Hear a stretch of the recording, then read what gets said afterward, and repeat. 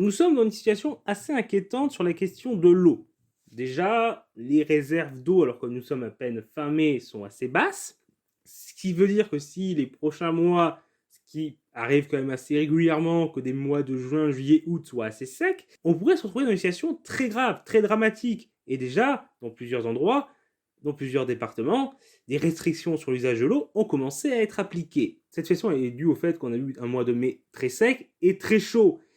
Et ce genre de phénomène, s'il est difficile de le rattacher de manière individuelle au changement climatique, sera indéniablement beaucoup plus fréquent avec celui-ci.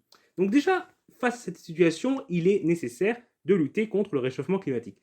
Mais cela nous impose aussi à réfléchir sur quel usage et quelle gestion de l'eau nous voulons.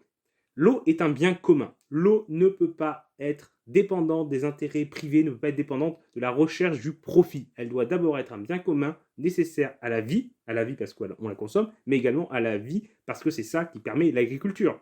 On souhaite une gestion 100% publique de l'eau avec un service public décentralisé, articulé autour des régies publiques locales et au sein duquel les citoyens peuvent avoir leur mot à dire et participer.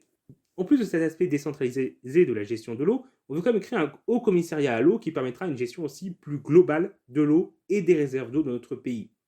On veut également mettre en place une règle bleue, qui serait en fait l'application de la règle verte à l'eau, ne pas prendre à la nature davantage que ce qu'elle peut reconstituer, pour permettre un usage plus raisonné et plus durable de l'eau, et assurer également la protection de sa qualité, parce que c'est aussi l'eau que l'on pollue, qui est une eau qui parfois peut être perdue. On souhaite que l'accès à l'eau et à une eau potable, saine et hygiénique, soit considéré comme un droit humain fondamental, ce qui nous semble une base.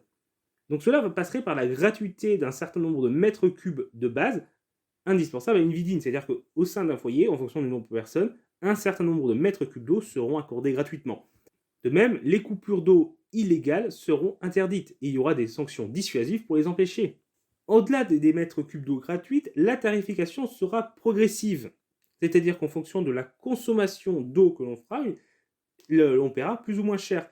Donc une personne qui consommera juste l'eau nécessaire paiera très peu cher. Une personne qui fera une surconsommation d'eau, ce que font beaucoup les personnes les plus riches, les plus aisées, la grande bourgeoisie, auront à payer beaucoup plus cher l'eau, ce qui nous permettra de lutter contre les mésusages, contre les gaspillages, tout en n'attaquant pas les personnes les plus pauvres qui sont déjà en galère pour payer l'eau.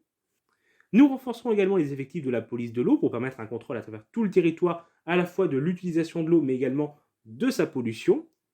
Et ainsi, avec ces différentes mesures, on souhaite permettre d'assurer que chacun, pour ses usages personnels et pour les usages vitaux, tels que l'agriculture et d'autres domaines nécessaires, que nous puissions assurer l'accès à de l'eau de qualité de manière durable, même dans des situations difficiles comme celles que nous risquons de vivre cet été.